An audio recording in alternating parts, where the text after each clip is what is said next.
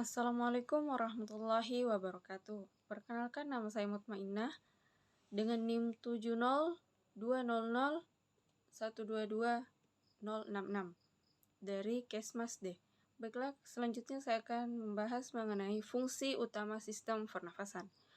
Fungsi utama dari sistem pernafasan adalah untuk menukar oksigen dan karbon dioksida antara tubuh dan lingkungan.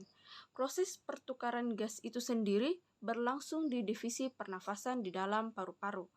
Sisa saluran pernafasan melalui hidung, faring, laring, trakea, bronkus, dan bronkiolus pada dasarnya berfungsi sebagai saluran udara untuk mengalir masuk dan keluar dari paru-paru dan merupakan pembelahan konduksi. Rongga hidung dilapisi dengan selaput lendir bersilia, lendir lengket yang memerangkap partikel yang dihirup, sementara detak silia mendorong lendir yang serat puing ke tenggorokan untuk ditelan. Bakteri yang terhirup dihancurkan oleh lizozim di dalam lendir. Perlindungan tambahan terhadap patogen potensial disediakan oleh limfosit dan antibodi. Ada 3 lipatan jaringan yang timbul dari dinding rongga hidung, disebut nasal trachea atau turbinates.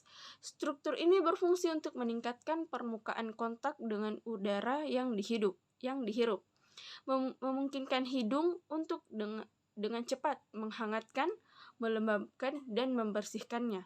Atap rongga hidung memiliki sel saraf penciuman di lapisannya dan bertanggung jawab atas indera penciuman.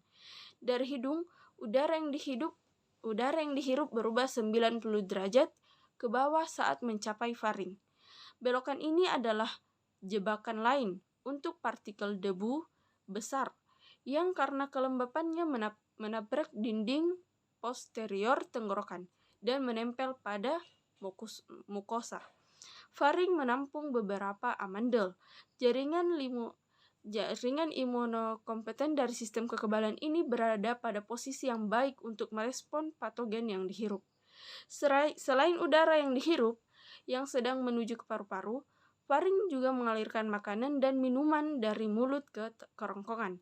Karena aspirasi makanan atau minuman ke dalam paru-paru berpotensi mengancam nyawa, terdapat mekanisme untuk mencegah hal ini terjadi. Pangkal tenggorokan adalah yang paling kritis dalam hal ini. Pembukaan laring dijaga oleh tiap jaringan yang disebut epiglotis. Saat menelan, laring ditarik ke atas dan epiglotis terbalik, mengarahkan makanan dan minuman ke kerongkongan. Lebih penting lagi, pita suara juga menutup untuk melindungi jalan nafas.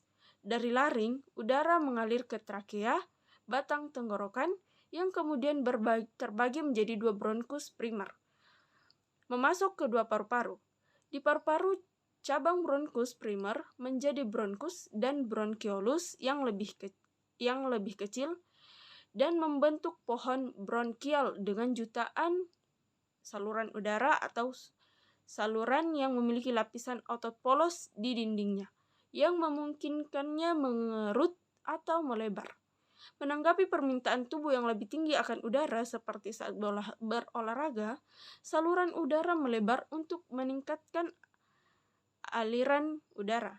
Di sisi lain, dengan adanya polutan di udara, saluran udara menyempit untuk meminimalkan masuknya mereka ke paru-paru. Laring, trakea, dan pohon bronkial dilapisi dengan epitel kolumner bersilia yang menghasilkan lendir dan berfungsi sebagai eskalator mukosiliar.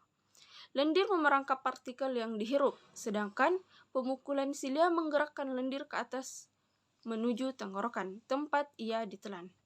Komponen terakhir dari divisi konduksi, bronkiolus terminal, bercabang menjadi beberapa bronkiolus pernapasan yang menandai dimulainya divisi pernapasan. Bronkiolus pernafasan diakhiri dengan kantung udara mikroskopis yang disebut alveoli, yang masing-masing dikelilingi oleh kapiler darah. Disinilah proses pertukaran gas berlangsung. Dinding alveolar terutama terdiri dari tipe 1, sel squamosa tipis yang memungkinkan difusi gas dengan cepat.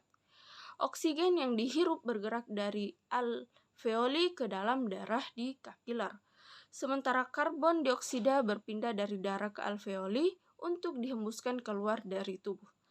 Ada juga sejumlah kecil sel kuboid tipe 2 yang mengeluarkan surfaktan yang fungsinya untuk menurunkan tegangan permukaan pada antarmuka udara cair dan mencegah alveolus runtuh pada akhir setiap pernafasan.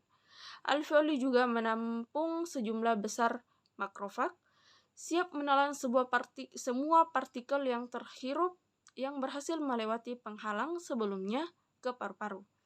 Makrofag yang serat dengan puing kemudian naik ke eskalator mukosiliar ke tenggorokan untuk ditelan dan dicerna.